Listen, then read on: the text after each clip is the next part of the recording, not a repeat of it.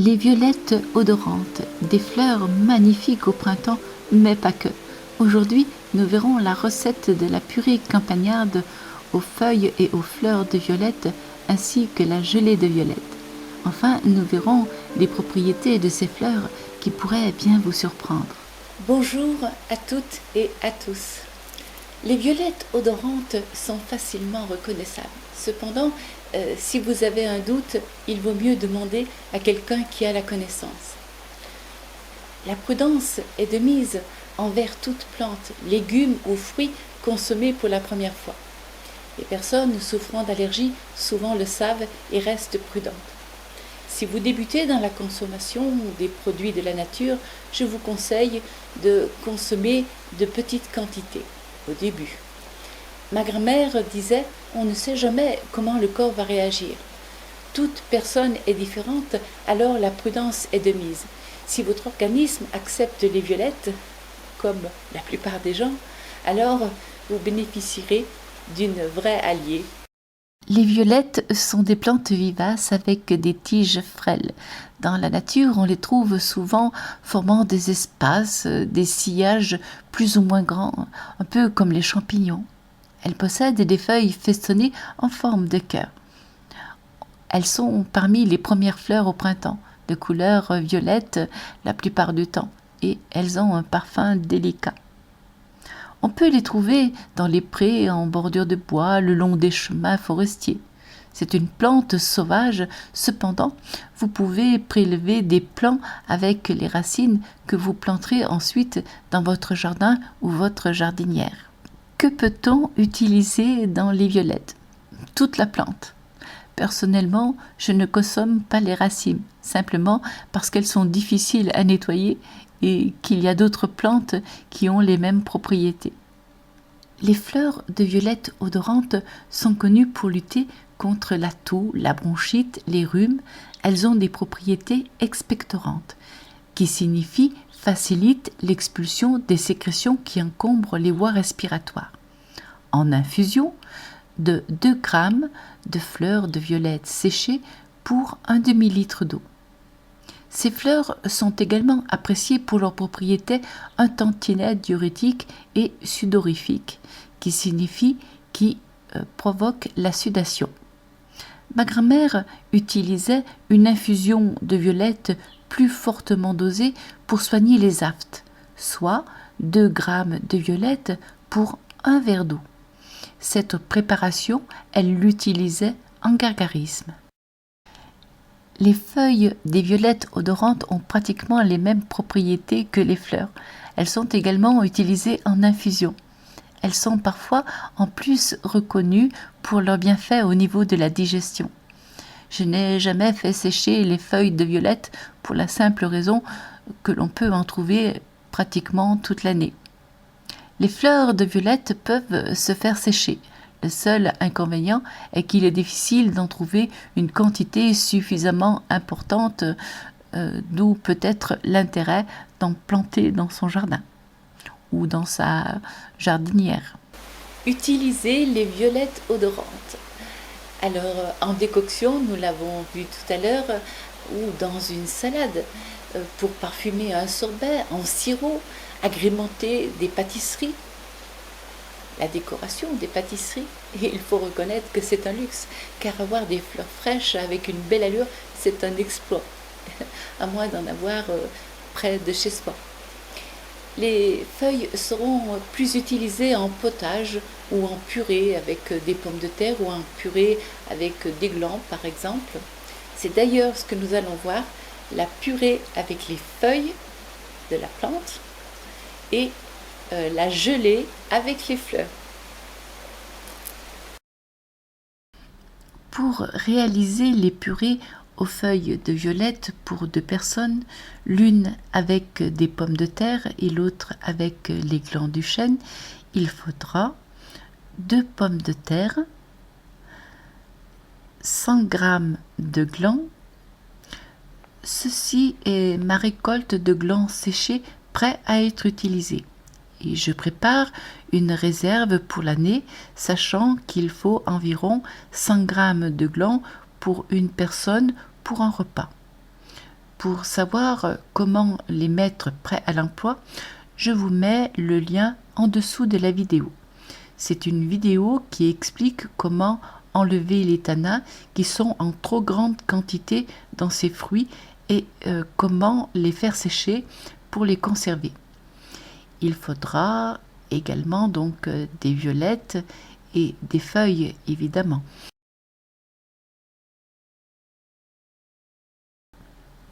Je les ai cueillis avec les racines pour pouvoir les repiquer dans mon jardin. Il faudra aussi un demi-oignon, du sel et du poivre. Dans une casserole, mettre les glands du chêne, les recouvrir largement d'eau et les mettre à cuire pendant 25 minutes. Mettre les pommes de terre à cuire. Extraire les feuilles des plants, les laver, les mettre dans un plat, les recouvrir d'un demi-litre d'eau et y ajouter 3 cuillères à soupe de vinaigre d'alcool blanc pour éviter tout problème avec les parasites qu'il pourrait y avoir étant donné qu'elles seront consommées sans une réelle cuisson. Elles resteront là jusqu'au moment où elles seront intégrées à la purée.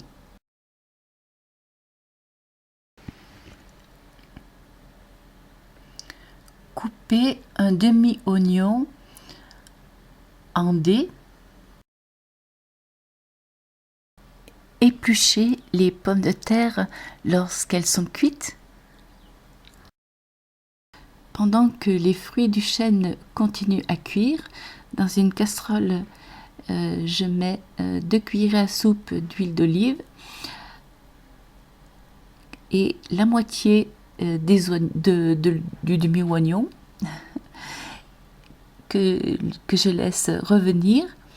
Ensuite, j'ajoute les 2 pommes de terre que j'écrase. J'y ajoute un peu de lait pour que ce soit un peu plus facile. Et puis, j'ajoute un œuf à cette préparation, à cette purée, du sel et du poivre. J'égoutte les fruits du chêne. Je les mets dans un saladier et je recouvre de lait, bien recouvert de lait.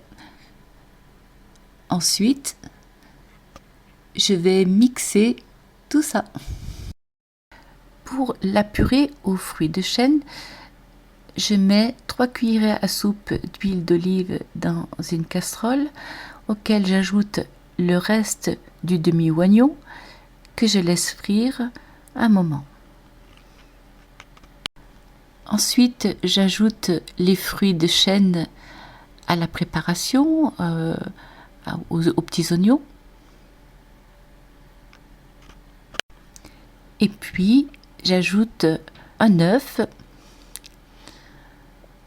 du sel et du poivre, évidemment.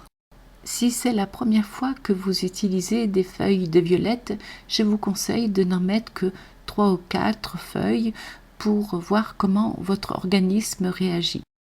Ensuite, je passe les feuilles qui ont trempé dans le vinaigre, certes un peu plus de 25 minutes, mais bon, c'est pas grave.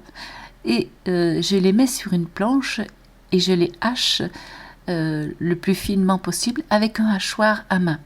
De même, habituellement, la purée du fruit du chêne, je la fais également manuellement avec une moulinette manuelle. Là, c'était pour aller un peu plus vite, ce qui n'est pas une excuse, certes.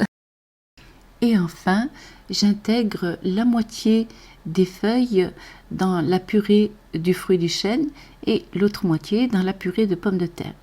Je ne sais pas si je vous ai dit le poids pour les feuilles à intégrer. Donc c'est 2 grammes pour une purée pour 2 personnes.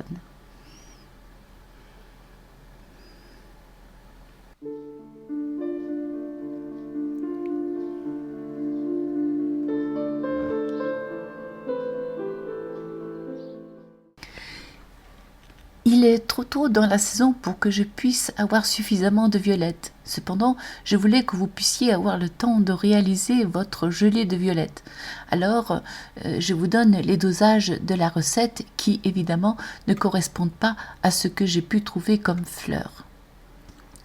Pour réaliser la gelée aux pétales de violette, il vous faudra un verre de pétales de violette, 750 ml d'eau, 700 g de sucre, un sachet et demi de agar-agar et 2 cuillerées à soupe de citron.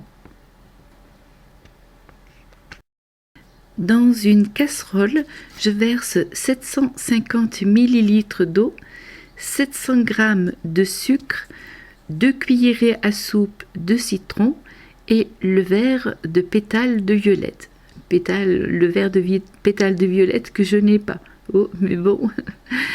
Je laisse cette préparation porter à ébullition et je laisse cuire pendant 20 minutes. Ensuite, je mixe cette préparation. Ensuite, j'ajoute le agar-agar et laisse cette préparation revenir à ébullition pendant environ 5 minutes. Ensuite, je procède à la mise en bocaux. Là, on n'en aura pas beaucoup.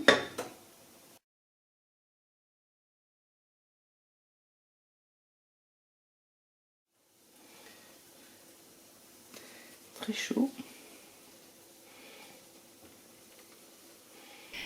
Cette vidéo est maintenant terminée. Donc, j'ai préparé d'une part de la gelée de violette que je pourrais utiliser éventuellement en dessert. Je ne le ferai pas parce qu'il n'y en a pas beaucoup. Là, j'aurais pu y ajouter quelques fruits et voilà, préparer un dessert. Alors, en tout cas, je lui ai mis sa petite étiquette. Et d'autre part, donc j'ai préparé de la purée de pommes de terre avec des feuilles de violette et puis quelques violettes pour décorer l'assiette. Je vous le mets en photo un petit peu là-haut. Et d'autre part, de la purée de gland avec des feuilles de violette et puis quelques violettes aussi pour décorer. Et de la mâche voilà, pour agrémenter l'assiette. Ce qui fait un repas complet. Et donc, ça serait dommage de s'en priver. J'ai goûté ça.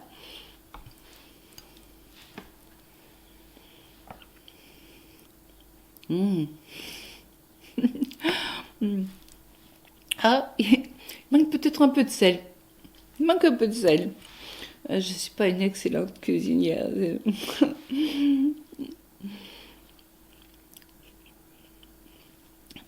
C'est très bon, il manque juste un peu de sel. Bon.